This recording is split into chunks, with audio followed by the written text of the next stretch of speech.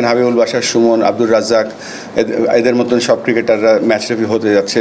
Triple সেঞ্চুরিটা শুধু এটা আমাদের বাংলাদেশের প্রোগ্রাম, আফগানিস্তানের প্রোগ্রাম না। তো আফগানিস্তানে যেটা যেহেতু আমরা আইসিসিতে কাজ করতাম এবং আফগানিস্তানের ডোমেস্টিক ক্রিকেটে আমরা ইন্টারফেয়ার করতাম না, তবে তারা আমাদের কাছে এসে তারা জানতে চাইতো যে কিভাবে একটা এমার্জিং টিম, কিভাবে একটা হাই পারফরমেন্স টিম, মেনলি আমি হাই পারফরমেন্স টিমকে হেল্প করতাম। ডোমেস্টিক ক্রিকেটটাও টি-20 ক্রিকেট হতে হবে, ম্যাচ রেফারি বা আম্পায়ারদের রেনুমিনেশন বা রেসপেক্টটা কীভাবে আরও বাড়ানো যায়, এবং সেটা প্রক্রিয়াধীন আছে। এবং আমি শিওর যে এটা এমন একটা জায়গায় যাবে যেন তারা এটা পেশা হিসাবে নিতে পারে। প্রথমেই বলছি যে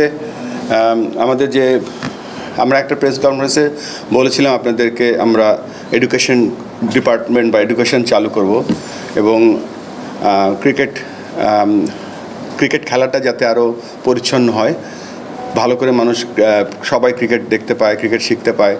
সো প্রথমে আমি ক্রেডিট দেব, প্রথম প্রোগ্রাম করছে আমাদের, ইনফ্যাক্ট প্রথম দুটো প্রোগ্রামই করেছে আমাদের আম্পায়ার্স ডিপার্টমেন্ট, যেটা মিঠু ভাই চেয়ারম্যান, এবং মিঠু ভাইয়ের উদ্যোগে।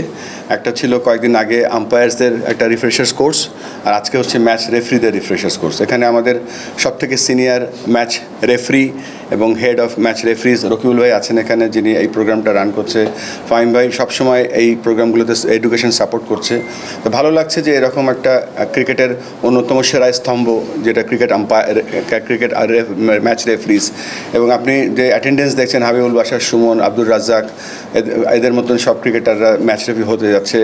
এটা অবশ্যই বাংলাদেশ ক্রিকেটের ভালো মানের ম্যাচ রেফারি তৈরি করার সাথে সাথে ইন্টারন্যাশনালি যাতে আমাদের ম্যাচ রেফারিরা আরও ভালো করতে পারে, তার সেই পথ অলরেডি আমাদেরকে সৈকত দেখিয়ে দিয়েছে, রাহুল দেখিয়ে দিয়েছে, গাজী, সোহেল, ম্যাক, সুমন সবাই, এবং মেয়েদের মধ্যে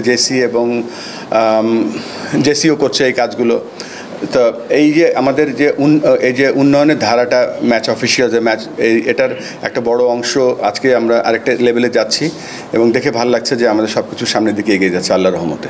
ইন্টারন্যাশনালিটি হয় কি যে এটা আমাদের হাতে নেই। তো আর আমি যেহেতু আইসিসির যখন চাকরি করতাম, তখন যত রিজিওনাল টুর্নামেন্টগুলো খেলা হতো আইসিসির পাথওয়েগুলো, সেখানে রাহুল এবং শিপার ভাই এবং আমাদের আম্পায়াররা যেত, সেখানে দেখেছি তাদের যে ফিডব্যাকগুলো দেওয়া হতো আইসিসিতে, এবং সেগুলো ক্রিকেট অপারেশনসে গেলেও আমার সাথে শেয়ার করতো।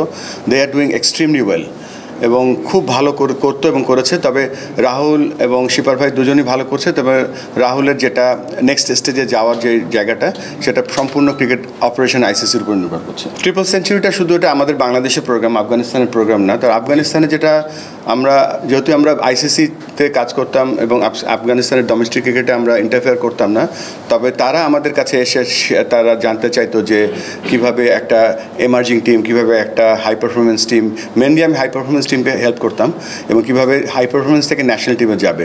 সেখানে তাদের সিলেকশনে একটু ক্রাইটেরিয়া ছিল, যেটা আপনি মেনশন করলেন। সেই ক্রাইটেরিয়া তারা অত্যন্ত মানে স্ট্রংলি ফলো করে, এবং আমরা এই মুহূর্তে আমাদের যে ব্যাক টু ব্যাক কিছু সিরিজ ছিল, তো এগুলো সিরিজ শেষ হলো। আমরা এখন সবাই বসে, আমাদের এর সামনে এশিয়া কাপ আছে এবং বিভিন্ন আমাদের টি-20 আইসিসি বিশ্বকাপ আছে।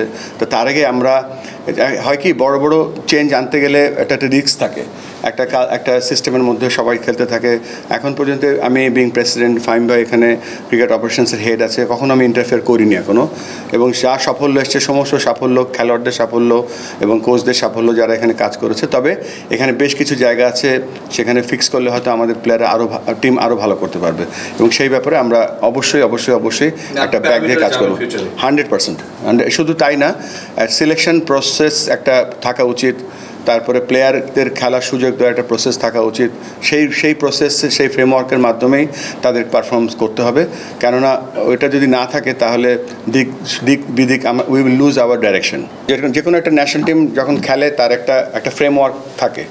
যেমন ধরেন, বাংলাদেশ এখন খেলতে যাবে এশিয়া কাপ নেক্সট, অবশ্যই আমাদের ডোমেস্টিক ক্রিকেটের সাথে যেন হাই পারফরমেন্স ফ্রেমওয়ার্কটা এমন হওয়া উচিত, ডোমেস্টিক ক্রিকেটটাও টি-20 ক্রিকেট হতে হবে।